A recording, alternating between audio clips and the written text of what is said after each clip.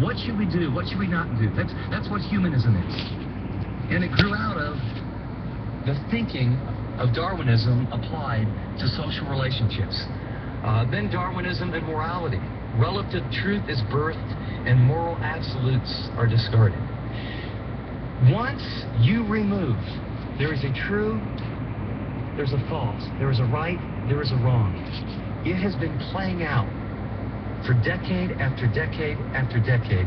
If it feels good, do it is nothing more than the roots of Darwinism applied by existentialists. That, by the way, Jean-Paul Sartre and remember Francis Schaeffer would write about all these existentialists, and remember the modern art with throwing paint everywhere and saying, wow, that's cool, who's to say what's beautiful and what's not? All that is rooted in what? If your origin is random chance, no purpose, no designer, no God, if you're just a blob on this little part of the solar system and this little planet, then it is absolutely intellectually consistent to say, like Jean-Paul Sartre, what he said, there is no meaning to life. And so the only meaning is to have an experience, even a negative experience of any kind. And who's to tell anyone what to do? What you see flowing out on the television and the movies and the more and more violence today is nothing more than decade after decade of an erosion of truth. Let's go on from humanism and morality to Darwinism and social relationships. Darwinism applied to racism, Nazism, and sexism. In other words, if it's survival of the fittest, we should keep the best of the race. We should look at men and women to decide who's more important and act accordingly. If we can make the world better by ethnic cleansing and getting rid of whole races that don't live up to our standard, and we're man, and we're the center, and we get to say who should live and who should die, the consistent application of macro-Darwinian thinking to social relationships would be this. In fact, let me read you a couple quotes that might shock you. Evolution justifies racism. This is Charles Darwin. This is him applying natural selection and survival of the fittest, much like Hitler did with the Aryan race. This is the logical application. It says the more civilized so-called Caucasian races have beaten the Turkish hollow in the struggle for existence.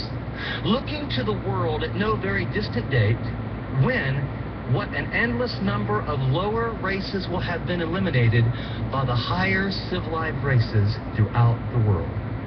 Charles Darwin, 1881. Huxley, who was a big fan of Darwin, building on Darwin's thinking, wrote, no rational man, cognizant of facts, believed that the average Negro is equal, still less, the superior of the white man. It is simply incredible to think that. He will be able to compete successfully with his bigger-brained and smaller-jawed rival in a contest which is to be carried on by thoughts and not by bites. Now, how politically correct is that?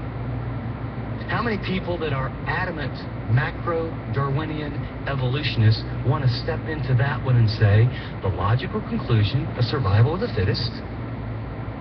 I mean, this justified racism. This justified Nazism. Now, please don't hear me say Charles Darwin is at fault of all of this.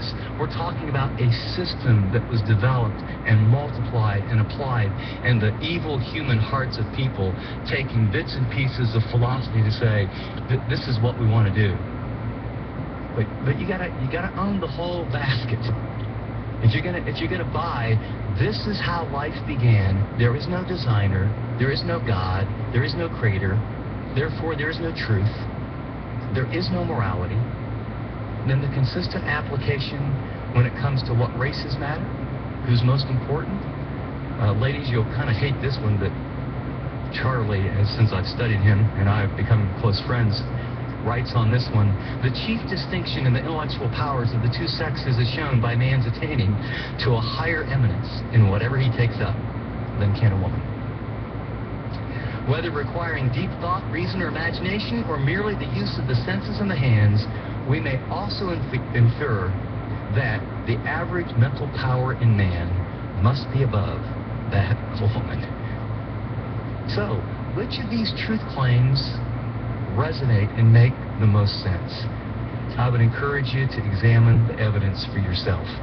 Now, let's look quickly to question number 7, which is which theory claim reflects most accurately the laws of empirical science and research.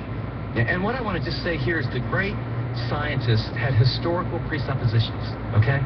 The great scientists, the Newtons, the Da Vinci's, they had presuppositions about order, balance, predictability. In fact, the whole scientific method grew out of a belief that's absolute contrary to random chance. In fact, I came across an article. It says Leonardo da Vinci, considered by many to be the real founder of modern science, was a committed creationist. Robert Boyle, the father of modern chemistry as well, the greatest physical scientist of his generation, was a great apologist for the genesis of count.